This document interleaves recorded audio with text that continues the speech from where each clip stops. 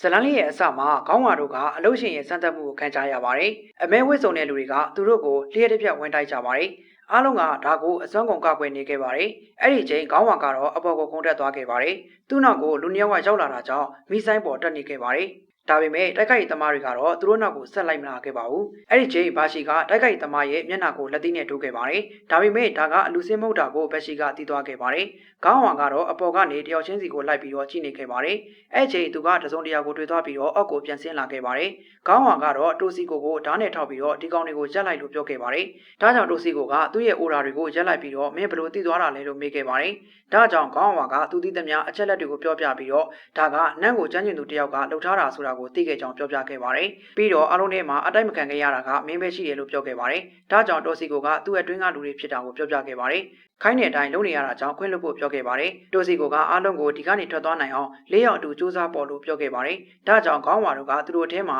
အတွင်းလူရှိသေးတာကိုသိသွားခဲ့ပါတယ်။ခေါင်းဝါကအားလုံးကိုကြည့်ပြီးတော့တယောက်နဲ့တယောက်အထင်မှားတာတွေမရှိအောင်အတွင်းလူတွေကိုဖော်ပေးမယ်လို့ပြောခဲ့ပါတယ်။ခေါင်းဝါကသူ့ရဲ့ချင်းကျိုးကိုအားလုံးရဲ့ရှေ့မှာထားပြီးတော့ကြည့်ခဲ့ပါတယ်။အဲဒီနောက် Square ရဲ့ရှေ့ကိုရောက်တော့ကျိုးကလှုပ်သွားပါတယ်။ဒါကြောင့်ခေါင်းဝါကအားလုံးက Square ကအတွင်းလူလို့ပြောခဲ့ပါတယ်။ဒါကိုကောင်မလေးကလည်းဝင်ပြီးတော့ထောက်ခံခဲ့ပါတယ်။သူက Square ရဲ့နှလုံးကုန်တန်ကလူလိန်တွေရဲ့နှလုံးကုန်တန်လိုပဲလို့ပြောခဲ့ပါတယ်။ Square ကတော့သူကတော့အတွင်းလူမဟုတ်ကြောင်းခံရင်းနေခဲ့ပါတယ်။သူကကျနေသူကိုပါဆွဆွဲနေခဲ့ပါတယ်။ Fashion ကတော့ဒါကိုသူဖြည့်ရှင်းမယ်လို့ပြောခဲ့ပါတယ်။အရင်ဆုံး Fashion ကသူ့ရဲ့အစွမ်းကိုကြပြဆက်ပြီးတော့ထိုင်ခံကိုမီးကျွန်းအောင်လုပ်ပြခဲ့ပါတယ်။Fashion ကသူ့ရဲ့မိကုန်းကိုလိမ့်ပြရင်မီးလောင်ပြီးတော့တေးဖို့ကြပြဆက်ခဲ့ပါတယ်။ပြီးတော့ကြပြစာရွက်ကိုအားလုံးရှိမှထားပြီးတော့တယောက်ချင်းကိုပေးခဲ့ပါတယ်။ဒါကိုမြင်တော့ Square ကချွေးပြန်နေခဲ့ပါတယ်။နောက်ဆုံးမှာတော့ Square ကသူ့အတွင်းလူပါလို့ပြောခဲ့ပါတယ်။ဒါပေမဲ့သူနန်းနဲ့ချုပ်ကင်ထားတဲ့အရာတွေကိုတော့မပြောပြခဲ့ပါဘူး။ဒါကြောင့် Fash ကသူ့ရဲ့ instant လက်အစွမ်းကိုသုံးခဲ့ပါတယ်။သူမရဲ့အစွမ်းကြောင့် Fashi တို့ကစက်သိမ်းထားနေခဲ့ပါတယ်။ Square ကတော့ Fashi ရဲ့ဆွချုံမှုအောက်ကိုရောက်သွားတာကြောင့်သူကခွေးတွေကိုနန်းနဲ့ထိန်းချုပ်ထားကြောင်းပြောပြခဲ့ပါတယ်။ Fash က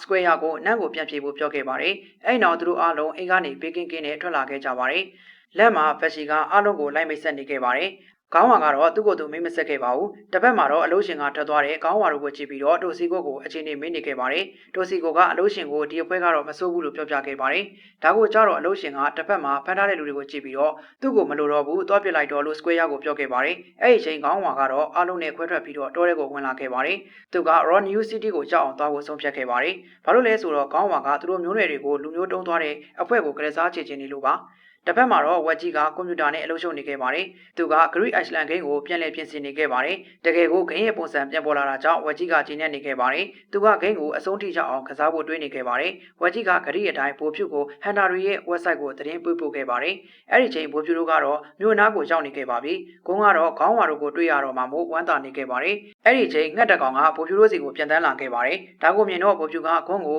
သူ့အကိုစီကသတင်းရလာပြီလို့ပြောခဲ့ပြီးတော့ဒီနေ့အပိုင်းလေးကတော့ဒီမှာတင်ဆုံးသက်သွားခဲ့ပါတယ်ခင်ဗျာ